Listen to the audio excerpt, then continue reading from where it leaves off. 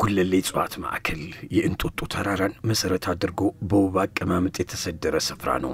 እጽዋት ማዕከሉ ሲቋቋም በርካታ ዓላማዎችን ይዞ 2002 ላይ የተመሰረተ ሲሆን በተለይ የኢትዮጵያን ብዝሃ ሕይወት ማስጠበቅና አገር በቀል እጽዋትን ጠብቆ ከትውልድ ወደ ትውልድ ማስተላለፍ ትልቁ ዓላማው ነው።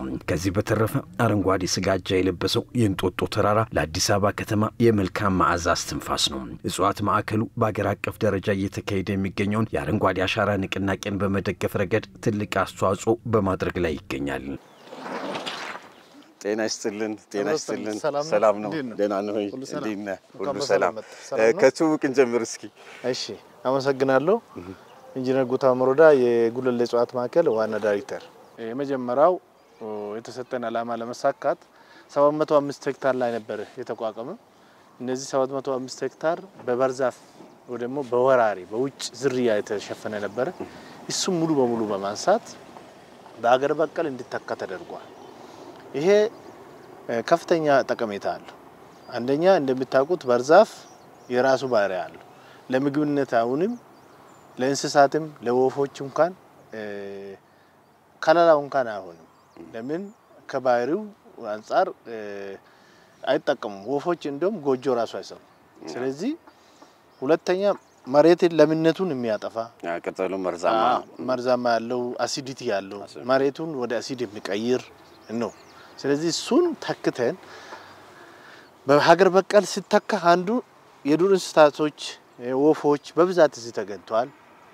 ይሄ ደግሞ የተፈጥሮን ባላንስ እንዲጠብቅ ያደርጋል። እጽዋት ማዕከሉ ባረፈበት 705 ሄክታር መሬት ላይ ተንሰራፍቶ የነበረውን ባህር ዛፍ በአገር በቀል ዛፎች ከመተካት በተጨማሪ ከ1300 በላይ የሚሆኑ አገር በቀል ዝርያዎችን ጠብቆ ማቆየት መቻሉንና እንዲስፋፉ እንዳደረገ እንዲሁም የአፈርና ውሃ ጥበቃ ስራዎችን በመስራት አዲስ አበባን ክረምት ላይ ከሚከሰት ጎርፍ ጭምር እየተከላከለ እንደሚገኝ ኢንጂነር ጉተማ ገልጸውልናል። እነዚህ ብርቅዬ ወደማ ሀገር በቀል እጽዋቶችን እዚህ ለማንከባከብ የተሰጠ ማንዴት ለመውጣት ከ1300 በላይ እዚህ አምጥተን እንክብካቤ ያደረገን እንገኛለን ማለት ነው።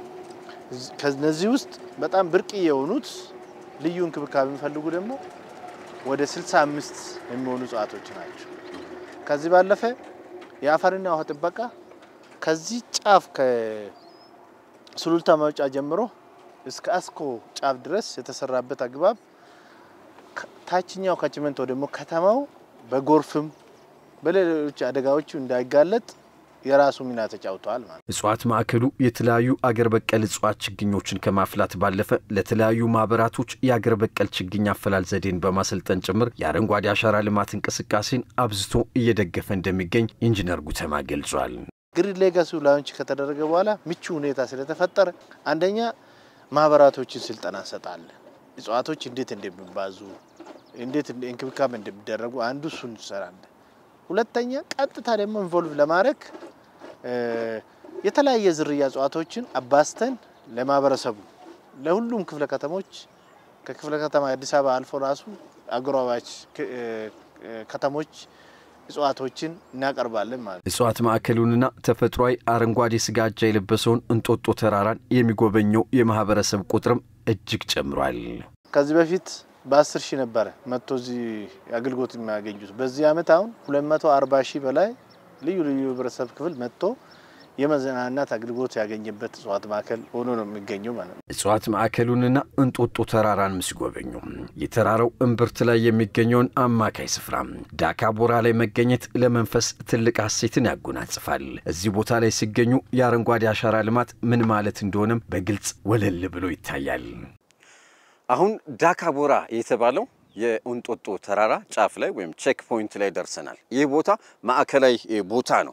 እዚህ ቦታ ላይ ቆሞ ማንኛውንም አካባቢ የአዲስ አበባንም ዙሪያ ሆነ የእንጦጦን የአረንጓዴ አሻራ ወይም የአረንጓዴ ልማት ቦታዎችን መመልከት ይቻላል። በጣም አስገራሚ ቦታ ነው። እዚህ ጋር ቆሞ የሚታየው ድባብ፣ የሚታየው ሰላም፣ የሚታየው አረንጓዴ ልብስ አስገራሚ ነው። ከፊቴ እንደምትመለከቱት ይሄ ጫካ አረንጓዴ ልብስ የለበሰ ተራራ የአዲስ አበባን ትራስ መስሎ ተቀምጦ እንደሚገኝ እየተመለከትን እንገኛለን። እንጦጦ መጣችሁ የጉለሌ እጽዋት ማዕከልን ስትጎበኙ እዚች ቼክ ፖይንት ላይ ደርሳችሁ ይሄንን አካባቢ ሳትጎበኙ እንደማትሄዱ ተስፋ አደርጋለሁ። እኔ ግን በዚሁ ተሰናበትኩ።